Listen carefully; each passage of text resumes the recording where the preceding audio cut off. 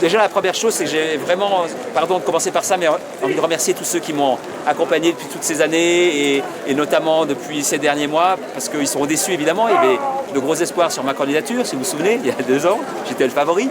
Voilà, donc ils sont d'autant plus déçus par le résultat, mais qui ne nous a pas surpris finalement à la fin.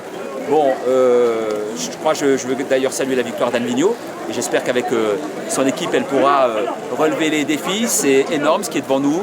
Il y a un risque de déclassement de Besançon, il y a un gros risque économique là, qui se profile avec le chômage et elle aura l'obligation de rassembler le plus possible tous les Bisontins et même peut-être ses adversaires politiques pour réussir.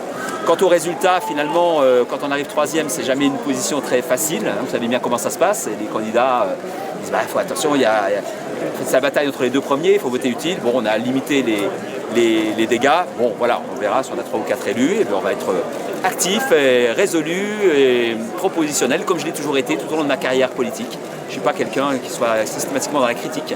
Voilà, donc je suis constructif par nature et on le sera. Et voilà, comme on a beaucoup travaillé sur Besançon, on a plein d'idées. Voilà. Vous considérez désormais dans l'opposition? Bon, moi, je ne raisonne pas comme ça.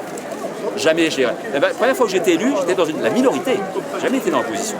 Alors que j'étais face à Robert Schwindt à l'époque, quand j'étais dans l'écologie, ni droite ni gauche. Maintenant, je suis dans l'écologie et droite et gauche. J'ai bouclé la boucle. Voilà.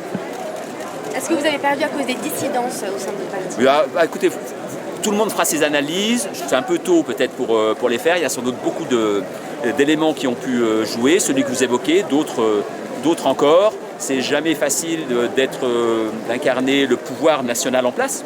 Vous savez que ça joue. Pour une partie des électeurs, en tout cas, ceux qui s'intéressent le moins à la vie politique locale, qui ne lisent pas les programmes, qui ne connaissent pas les gens, ils se raccrochent à la fin, au dernier moment, à l'étiquette politique. Alors si l'étiquette n'a pas la cote, le candidat n'a pas la cote.